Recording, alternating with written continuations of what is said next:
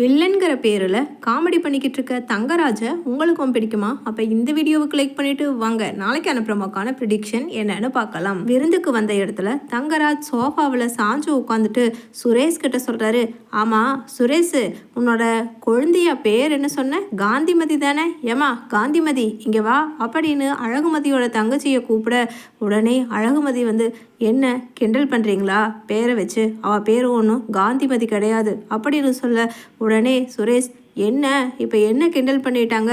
ஏன் உன் தங்கச்சியோட பேரை ஞாபகம் வச்சுருக்கிறது தான் எங்கள் மாமாவுக்கு வேலையா? வேற எதுவுமே கிடையாதா அப்படின்னு திட்டுறாரு. உடனே அழகுமதி சொல்கிறாங்க, பேர் தெரியலம்மா, உன் பேர் என்னன்னு கேட்டுட்டு கூட கூப்பிடலாமே, அது ஒன்றும் உடனே வேற பேர் வச்சு அதுவும் கலாய்க்கிற மாதிரி என் பேர் அழகுமதியனும் தங்கச்சி பேர் காந்திமதியனும் இவரா அசம்ஷன் பண்ணிட்டு எப்படி கூப்பிடலாம்? இது வேணும்னே கிண்டல் பண்ணுற மாதிரி இருக்கு அப்படின்னு சொல்லிட்டு அழகுமதி சொல்ல உடனே சுரேஷ், ஐயோ கடவுளே, இங்கேயும் வந்து லெக்சர் எடுக்கிற வேலையை ஆரம்பிச்சிட்டியா? சாமி தெரியாமல் சொல்லிட்டாரு என் மாமா, நீ உன் வேலையை பார்த்துட்டு போ அப்படின்னு சொல்ல உடனே கிச்சனுக்கு போயிடுறாங்க அழகுமதி. அதுக்கப்புறமா கடைசியில் ஐஸ்கிரீம் எல்லாம் சாப்பிட்டு கிளம்ப போகிற நேரத்துக்கு அழகுமதியோட தங்கச்சி ஃபோனில் யார்கிட்டயோ சேட் பண்ணிக்கிட்டு இருக்க விஷயத்தில் ஓவராக மூக்க விட்டு மாட்டிக்கிட்ட தங்கராஜ் கிட்ட அழகுமதி சரியான வாதம் பண்ணிக்கிட்டு இருக்க அங்கே தங்கராஜ் எதுவுமே பேசாமல் அமைதியாக நிற்கிறாரு.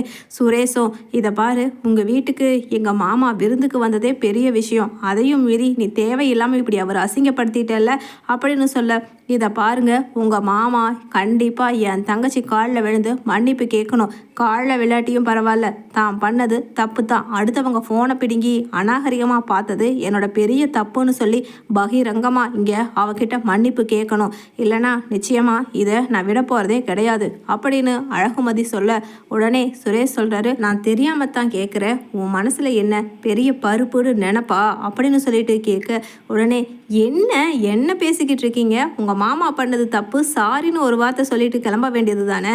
அதனால் நிச்சயமாக அவர் இங்கேருந்து கிளம்புறதுக்கு முன்னாடி சாரி கேட்காம இந்த வீட்டை விட்டு நான் வெளியில் போகிறதுக்கு விடவே மாட்டேன் அப்படின்னு சொல்லிட்டு அழகுமதி சொல்ல உடனே, சாரி சுரேஷ், உண்மையிலேயே இவ தங்கச்சி பாய் ஃப்ரெண்டு கூட பேசிக்கிட்டு இருந்திருந்தானா இவங்க எல்லாரும் என் காலில் விழுந்து மன்னிப்பு கேட்பாங்களா அப்படின்னு சொல்ல உடனே அழகுமதி, என் தங்கச்சி பாய் ஃப்ரெண்ட் கூட பேசிட்டு போகிறா, அதுக்கு அதனால் என்ன பிரச்சனை உங்களுக்கு அப்படின்னு கேட்க, பாய் ஃப்ரெண்டு உங்களுக்கு மட்டும் தெரிஞ்சவங்களா இருந்தால் பிரச்சனை இல்லை, அதே பாய் ஃப்ரெண்டு எங்கள் வீட்டு ஆளாக இருந்தால் அப்போ எங்களுக்கும் பிரச்சனை இருக்கும்ல அப்படின்னு அப்படியே குரலை உயர்த்தி சத்தமாக பேசுகிறாரு தங்கராஜ்.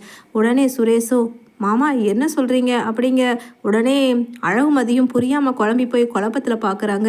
என்ன வளர்றீங்க அப்படின்னு அழகுமதி கேட்க, கொஞ்சம் கூட மட்டு மரியாதையே இல்லாமல் உண்ட வீட்டுக்கே ரெண்டகம் பண்ணுற மாதிரி எங்கள் வீட்டில் ஐயோ பாவன்னு சுரேஷுக்கு உன்னை கல்யாணம் பண்ணி வச்ச பாவத்துக்கு எங்கள் வீட்டு பையன் சித்து கூட இவ ஊர் சுற்றிக்கிட்டு அவனை மயக்கிற விதமாக மெசேஜ் பண்ணிக்கிட்டு இவ என்னென்ன பண்ணுறாங்கிறத எல்லாத்தையும் நானும் நோட் பண்ணிக்கிட்டு தான் இருக்கேன் அப்படின்னு சொல்ல உடனே பாக்யராஜ், மலர், ரேவதின்னு எல்லாருமே வந்து ரேவதி கேட்குறாங்க, என்னங்க சொல்கிறீங்க?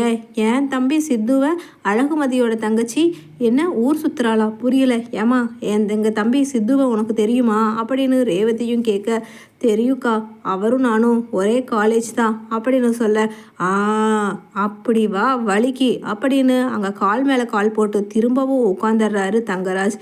என்னடா இந்த தங்கராஜ் கொஞ்சம் கூட வெக்கமே இல்லாமல் அடுத்தவன் வீட்டில் வந்து வெளியில் போன்னு சொல்லாத குறையா நீ என்ன கேட்ட கேள்விக்கு இப்போ மறுபடியும் உன் வீட்டில் உட்காந்து கால் மேலே கால் போட்டிருக்கானேன்னு நினைக்காத.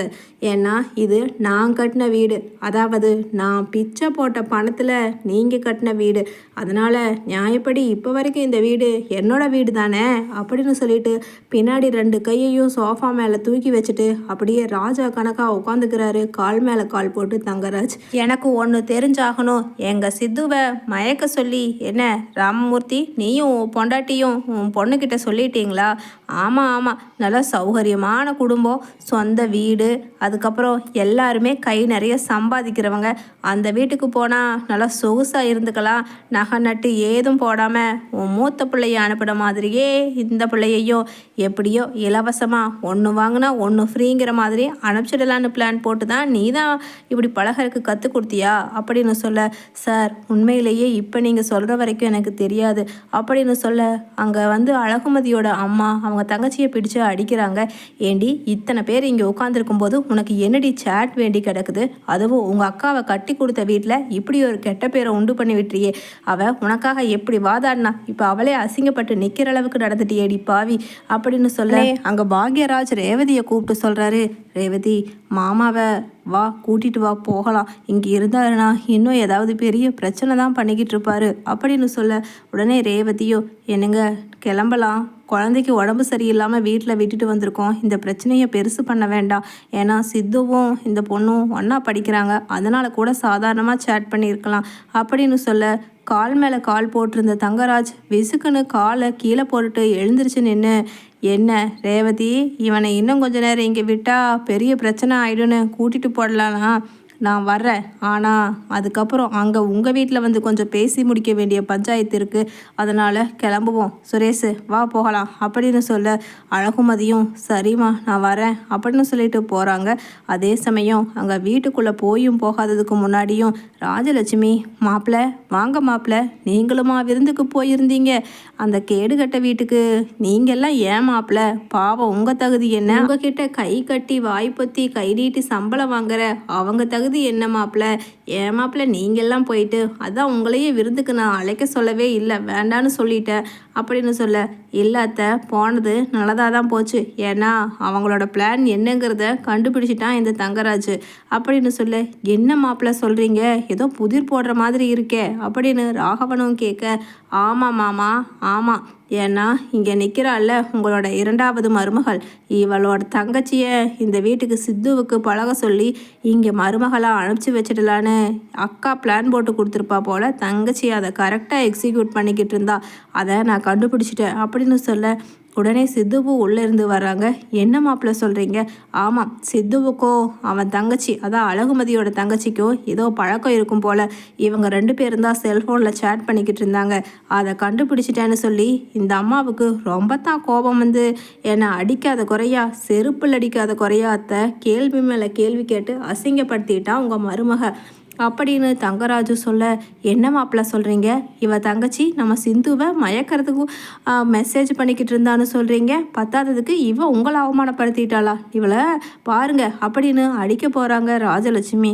உடனே அழகுமதியும் கையை குறுக்காட்டிட்டு, இதை பாருங்க, சேட் பண்ணது எங்கள் தங்கச்சி மட்டும் கிடையாது, சித்துவும் தான், அவங்க 2 பேரும் ஒரே கிளாஸில் படிக்கிறாங்க, ஏதாவது எஜுகேஷன் விஷயமா கூட பேசியிருக்கலாம், அது புரியாமல் அந்த காலத்து மனுஷங்களை மாதிரி இந்த மனுஷன்தான் முட்டாள்தனம் பேசுறாருன்னா உங்க புள்ள மேல உங்களுக்கு நம்பிக்கை இருக்க வேண்டாம், சித்து இங்க வாப்பா அப்படின்னு அழகுமதியும் கூப்பிட, அண்ணி அப்படின்னு சொல்ல, நீ இப்போ என் தங்கச்சி ஸ்ரேயா கூட மெசேஜ் பண்ணிக்கிட்டு இருந்தல, அதனால் பெரிய விஷயமே அங்கே நடந்து போச்சுப்பா, என்ன பண்ணீங்க நீ சொல்லு, என் தங்கச்சி சொன்னால் யாரும் நம்புறதா இல்லை, ஏன்னா வேணும்னே எங்கள் மேலே பழி போடணும்னு ஒரு தீர்மானத்தில் இருந்தால் எப்படி இவங்க நம்புவாங்க அப்படின்னு சொல்ல, அண்ணி இல்லை அண்ணி, நான் வந்து நேற்று போகலை, அன்னைக்கு கொஷின் பேப்பர் பேட்டன் ஏதோ எழுதி போட்டிருக்காங்க, அதை தான் நான் எனக்கு மெசேஜ் பண்ண சொன்ன ஃபோட்டோ எடுத்து அதை பற்றி தான் பார்த்துக்கிட்டு இருந்தோம், 2 பேரும் ஒரே கிளாஸ் தான் அண்ணி, மற்றபடி நீங்கள் தப்பாக நினைக்கிற மாதிரியெல்லாம் நானும் அவளும் பழகலை அண்ணி அப்படின்னு சொல்ல, உடனே ஆமாம் ஆமாம், ஒரு பொண்ணும் ஆணும்